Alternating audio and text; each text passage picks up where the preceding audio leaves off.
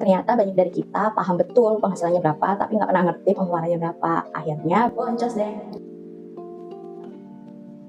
Hai, aku Marsha, seorang istri dan ibu yang sedang belajar mengatur keuangan. Setelah lulus spesialis dan akhirnya pindah ke tempat tinggal baru, aku tuh baru sadar kalau tabunganku tuh nyaris nol.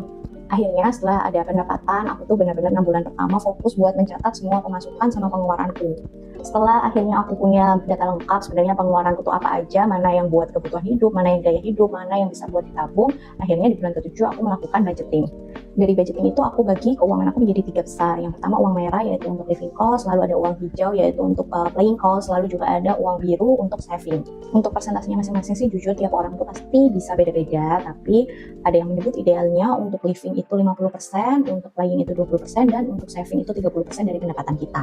So apa aja yang masuk di uang merah atau living cost itu misalnya seperti cicilan atau utang, lalu uang belanja, uang makan, tagihan, kebutuhan anak, sekolah anak, kesehatan, transportasi, wifi dan pulsa, lalu juga bisa untuk zakat dan sosial di situ.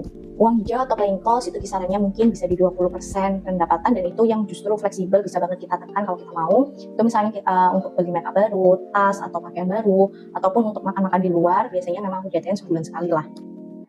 Yang terakhir ada uang biru atau uang saving, idealnya itu 30% dari pendapatan kita. Tapi aku yakin mungkin banyak yang belum bisa untuk mencapai itu, sehingga boleh aja mulai dari 10% atau 20% dari pendapatan kita, yang kita harapkan makin lama makin naik persentase atau jumlahnya ya, seiring pendapatan kita juga kita harapkan naik.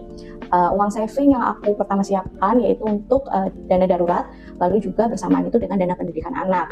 Terus juga biasanya mungkin dari sisa pendapatan yang ada aku buat untuk keinginan jangka pendek aku, misal dalam 2-3 bulan aku pengen jalan-jalan keluar kota, atau mungkin buat beli HP, atau mau benerin jok mobil dan lain sebagainya yang mungkin biayanya lumayan tinggi, itu aku siapkan juga dari bulan-bulan sebelumnya. Menurut aku pribadi sih mencatat pemasukan, pengeluaran, serta budgeting tiap bulan itu penting banget, karena kita bisa paham neraca keuangan kita itu seperti apa, yaitu pemasukan dikurangi pengeluaran. Nah itu kita lebih bisa paham apakah neraca kita lebih sering surplus, imbang, atau bahkan minus.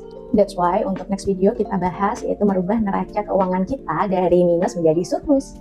Kalau kamu punya tips, saran, maupun pengalaman pribadi terkait mengatur keuangan, yuk share di bawah supaya kita bisa belajar bareng ya.